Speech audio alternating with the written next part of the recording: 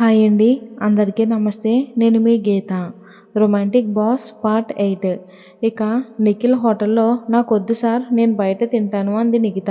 తను లేచి వెళ్ళిపోతుంటే తన చెయ్యి పట్టుకుని లాగాడు నిఖిల్. వచ్చి నేరుగా అతని ఒళ్ళో పడింది.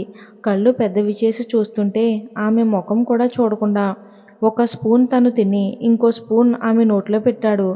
జరుగుతున్న దానికి ఆశ్చర్యం ఆమెలో. గుడ్లు అప్పగించి చూస్తుంది. వాట్ అని నొసలు చిట్లించాడు నిఖిల్. అది అది నసుకుతూ నేను మీ ఒళ్ళో ఉన్నాను అని అంది. Why not?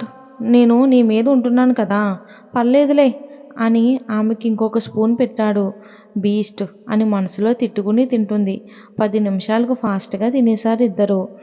ఇప్పుడు ఫుల్గా పెట్టి నెక్స్ట్ ఆ పనే చేస్తాడా ఏంటి అని అనుకుంటుంది భయంగా మనసులో నిఖిత. నో, వర్క్ ఉంది, నైట్ అదే చేద్దాంలే ఆమె ముఖం చూడకుండా మూతి తుడుచుకుంటూ చెప్పాడు. ఉలిక్కి పడింది నిఖిత.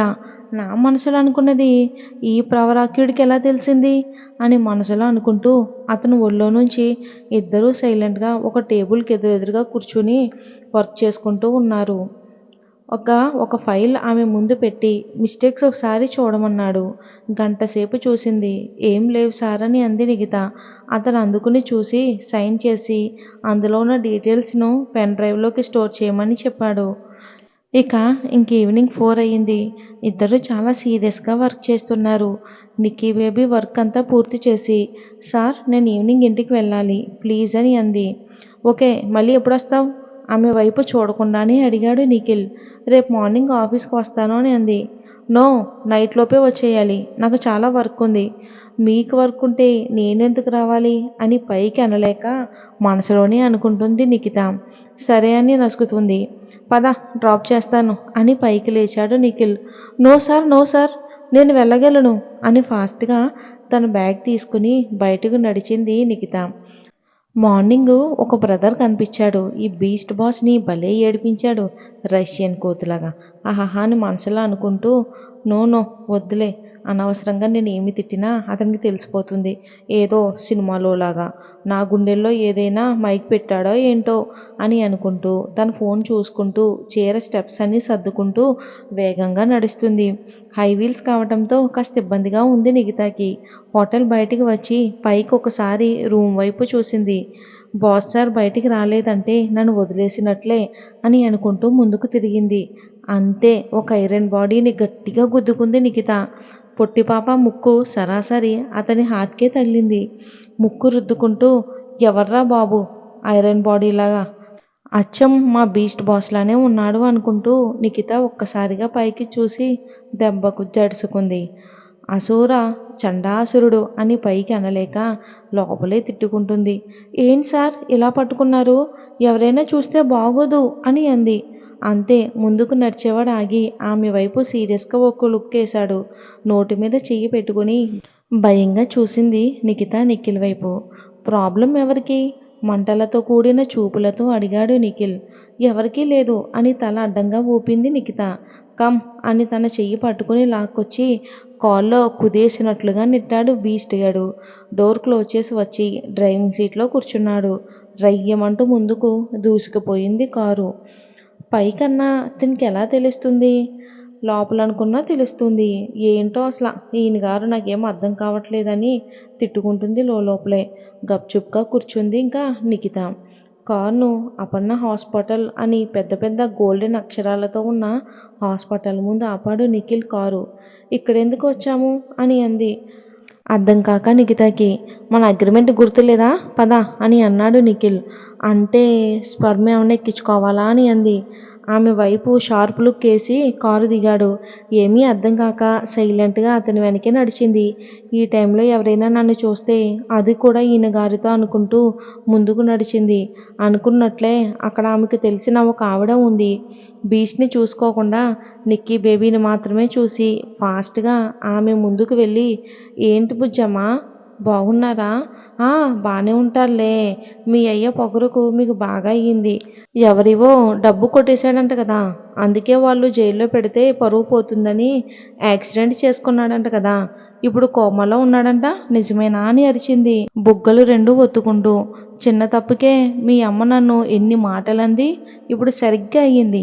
ఆమె మాటలకు నిఖిత మనసు బాధగా మారింది. కన్నీళ్లు జలజలా రాలాయి. 2 అడుగులు ముందుకు వేసి వీరి మాటలు విన్న బీస్ట్ బాబు దవడ కండరాలు బిగుతుగా మారాయి. చెయ్యి కూడా బిగించి ఆమె ముందుకు వచ్చాడు. కొడతారంటావా అని మనసులో అనుకుంది నిఖిత. మరేం జరిగిందో చూద్దాం తర్వాత. ఇక కట్ చేస్తే రెస్టారెంట్లో ఫుడ్ ఆర్డర్ ఇచ్చి అర్జున్ కోసం ఎదురు చూస్తుంది మన చందన బీస్ట్ లేడీ. ఇక బైక్ పార్క్ చేసి కీస్ను స్టైల్గా తిప్పుకుంటూ పవన్ కళ్యాణ్లో ఖుషీ సినిమాలో ఆడవారి మాటలకు అర్థాలే వేరులే అనే పాటను పాడుతూ లోపలికి వచ్చాడు అర్జున్.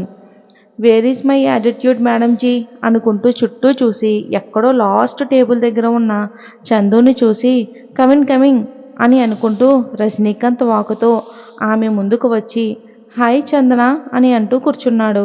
బాస్ కాదా అని కోపంగా అడిగింది. ఇది ఆఫీస్ కాదు కదా చందన గారు అని చాలా బలుపుగా ఆన్సర్ ఇచ్చాడు అర్జున్. చెప్పండి మా అలాంటి అల్పజీవులను ఎందుకు పిలిచారో. అవసరం తనది కాబట్టి కొంచెం తగ్గింది.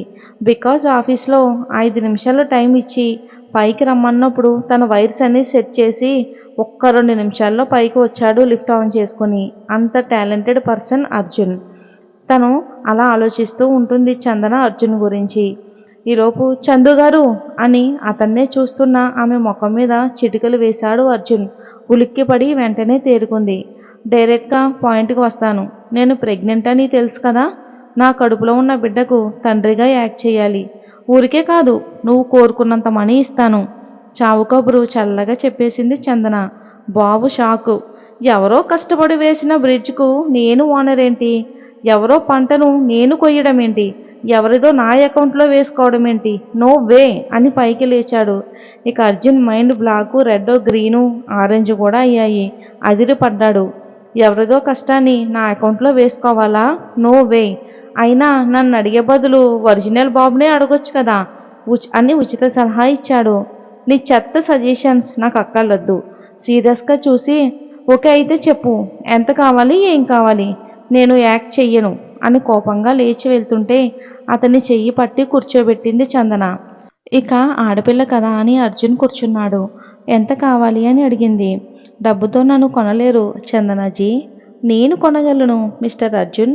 మీకు మనీ చాలా అవసరం. మీ అవసరం ఏంటో కూడా నాకు తెలుసు. మీరు ఆర్మీ బార్డర్ నుంచి వచ్చారు కదా. చావు బ్రతుకుల మధ్య ఉన్న నీ చెల్లి కోసం. మీరు యుఎస్ఏలో మాస్టర్స్ చేశారని తెలుసు. మీకు దేశ సేవ, సమాజ సేవ, సంఘ సంస్కర్తలు ఇలాంటి పిచ్చి హ్యాబిట్స్ ఉన్నాయని కూడా తెలుసు. ఆ పిచ్చితోనే ఆర్మీలో జాయిన్ అయ్యారు. 2 ఏళ్ళుగా కూడా అక్కడే ఉన్నారు. ఇప్పుడు డబ్బు కావాలి. గవర్నమెంట్ నుంచి ఏ సాయం మీకు అందలేదు. వాళ్ళని కాపాడాలి అంటే మీకు మనీ కావాలి. అందుకే ఇలా జాబ్ కోసం వచ్చారు. I'm right? చేతిలోని ఫోన్ను స్టైల్గా తిప్పుతూ అంది చందన. నవ్వాడు అర్జున్. మీరు లోన్ కోసం పిన్కేర్ బ్యాంక్లో అప్లై చేశారు కదా. ఇక నా చిన్న సైన్తో అది మీకు వచ్చేలా నేను చేస్తాను. సరే ముందుది చెప్పండి. నాకు కొన్ని డౌట్స్ ఉన్నాయి. అవి క్లారిఫై చేయండి అని కొంచెం తగ్గినట్లే మాట్లాడాడు అర్జున్. ఓకే అడగండి మిస్టర్ అర్జున్ అని అంది బీస్ట్ బేబీ. మీ కడుపులో పెరుగుతున్న బిడ్డకు ఫాదర్ ఎవరు? నేను చెప్పను అని అంది. Okay no problem. పోనీ మీకైనా తెలుసా? ఆమె ముఖంలో సూటిగా చూస్తూ అడిగాడు అర్జున్. తెలీదు అనకూడదు కదా అనేసి తెలుసు అని అంది. ఎవరు అతను అని అడిగాడు అర్జున్.